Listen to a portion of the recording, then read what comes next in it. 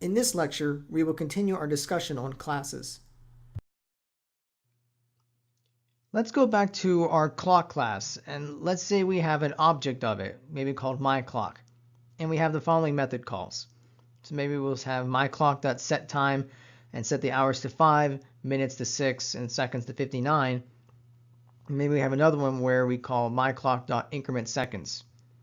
So when we're modifying these variables in the definitions of set time and increment seconds, how do we know that we're modifying the variables of myClock and not the instance variables of some other object?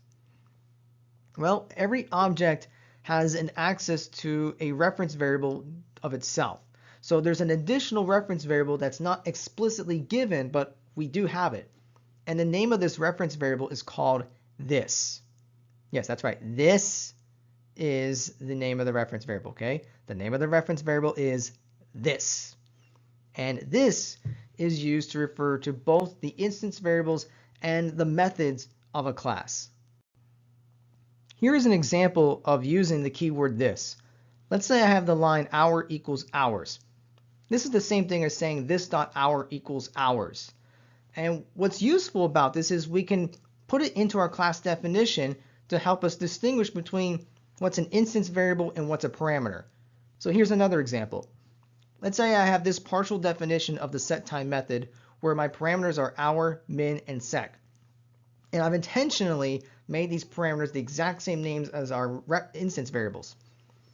So the key part is this line right here. This.hour equals hour. Without the word this, I wouldn't know which hour I'm talking about. Am I talking about the reference variable or am I talking about the parameter? So by including the keyword this in front, I know that this part refers to the instance variable and this part is the parameter. We can also use the keyword this to implement cascaded method calls. This is just simply a class method that returns its own object. And you might think, why would we want something like this? Why do we need a method that just returns its own object? Don't we already have it? Well, this is useful if we want to invoke a method, modify the current object, and then invoke some other method that uses the modified object instead of the original one. Here's an example of a cascaded method call. In fact, there are two method calls in this case. So we have a person class, and there are two methods in here. We have a set last name and a set first name. So we can see that we have a last name instance variable and a first name instance variable, and we're just setting them to what our parameters are. But the key parts in both of these methods are the lines return this. So what these lines do is return the current object of the class. Now let's take a look at the very bottom of the slide and look at the code. So we're creating an object of the person class called student, and we call the appropriate constructor the new person. And then the line below it, we have student.setFirstNameBarney.setLastName Stinson. So we actually are chaining a couple of method calls in here. So the first part, the student.setNameBarney is what's going to run first. The dot operator runs from left to right. So we're going to run that first portion of it. So we're going to run this part right here. So that's going to run, and it's going to set the name of student to Barney. And then it's going to return a reference to that object. But what is that object? It's a type. It's a type person. It's the student object. So that whole line is returning the student object, but the difference now is we have some value in the first name attribute.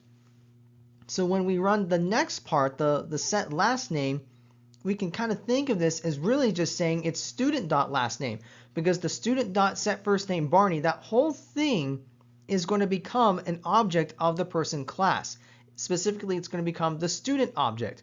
So that part is what we invoke set last name on. So when this whole thing is done, first name is going to be set to Barney and last name is going to be set to Stinson. The last thing we'll talk about with classes for now is something that we're probably not going to use in this course, but it's still worth mentioning so you know that it does exist. Up to this point, the classes that we've discussed have what's called file scope, which just means that they're contained within a file, but they're not visible within another class. Now, we are allowed to define a class inside of another class. And these classes are called inner classes, or sometimes they're also called subclasses. They're not used a whole lot except in GUI type applications. So GUI means graphical user interface if you're not familiar with the term. But we are allowed to have these inner classes.